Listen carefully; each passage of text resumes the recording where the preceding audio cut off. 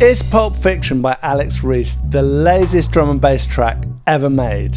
Seriously, it's basically just two samples. There's no crazy sound design, no intricate layering or beat programming, a drum beat and a bass line, and the beat is from a 90s R&B track. It sounds too easy, right? But here's the thing, making music that is this simple and still sounds this good is actually one of the hardest things you can possibly do. While some might call it lazy, the truth, in my opinion, is that the genius of Pulp Fiction lies in its minimalism, and that is what made it such a classic track that it spawned thousands of similar tunes and even its own subgenre of tech step. So today I'm going to show you how this seemingly lazy track was put together and reveal how you can use the same principles to take your own music to the next level. So let's just dive straight into the bass line.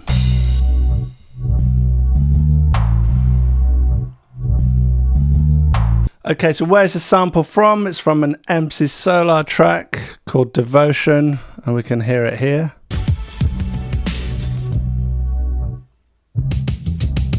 So just that one hit, just let's have another listen. What did Alex Reese do with that? Basically, I'm pretty sure that's the same key as the original. Yeah, it's on C. And then just added these notes to make this classic bass. So,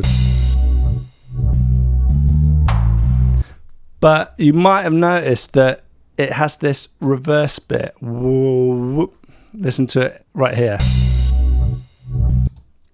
So it goes into the second note, and if we look on the sampler,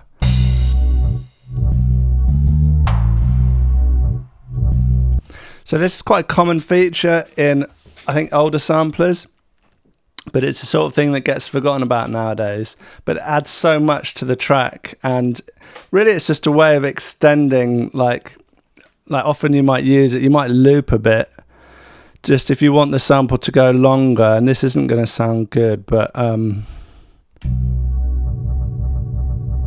so that's a way of like extending the sound. Of course, he's not done it like that, he's done it just more subtle, and we get this nice little, it just leads into the next note.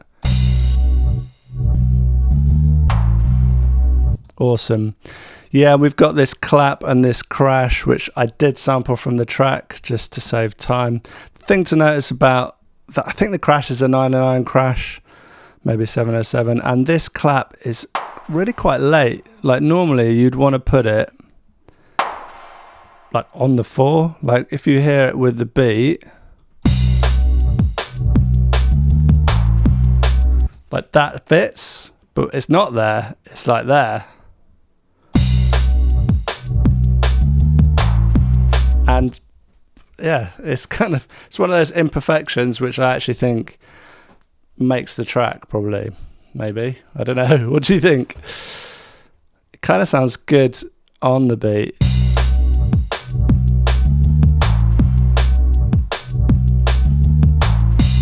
So what do you vote? Quantize or non-quantize? Let me know in the comments. We've got this vocal sample.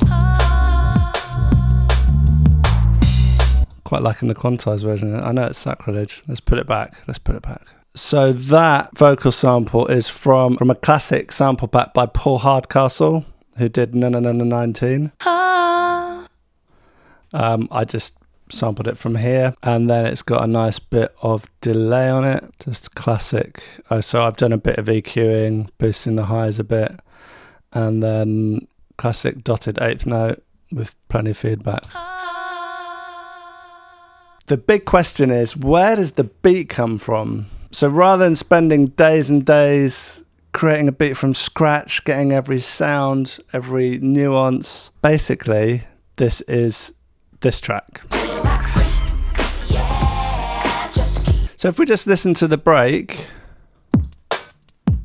slow it down.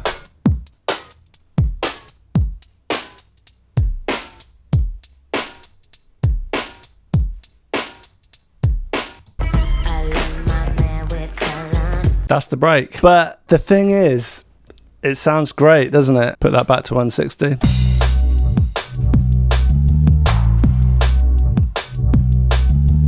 At the time, the majority of drum and bass or jungle was amens like this, and this just came out of nowhere. It's just so confident and amazing to just bust out something so minimal. So maximum respect to Alex Reese. So I said it's just 2 samples. Okay, there's that little vocal sample. There's also one other important sample, is from a Coolio track called Can of Corn.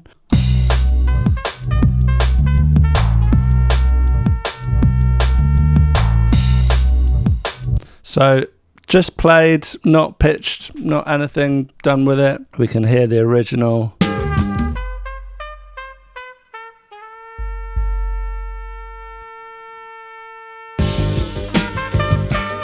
Nice track. Again, not worrying too much about everything being super quantized and exactly right. Done by feel, you know, so rather than worry about it, he's just started it like on the 2, no, on the 3 in the middle of the bar. These aren't lining up perfectly, but it sounds great. And then the last thing is he's taken that sample and played with it. So just taking the first note.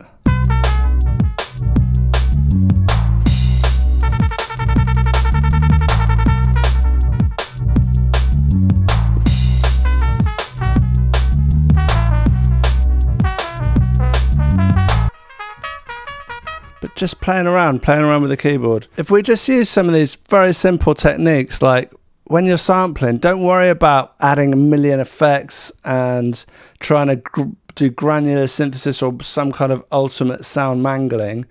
Instead, just try and get something nice in the right time and just something that works. So if you've been producing for a little while and you're really frustrated that you can't make tracks that sound anywhere close to the ones you love, I'd really love to talk to you, because I'm confident I can help you get there. And I'd love to talk to you about it. So if that sounds good, click the link in the description. So people often think that the Reese bass was named after Alex Reese, but that's not the case. And if you want to find out more, check out this video.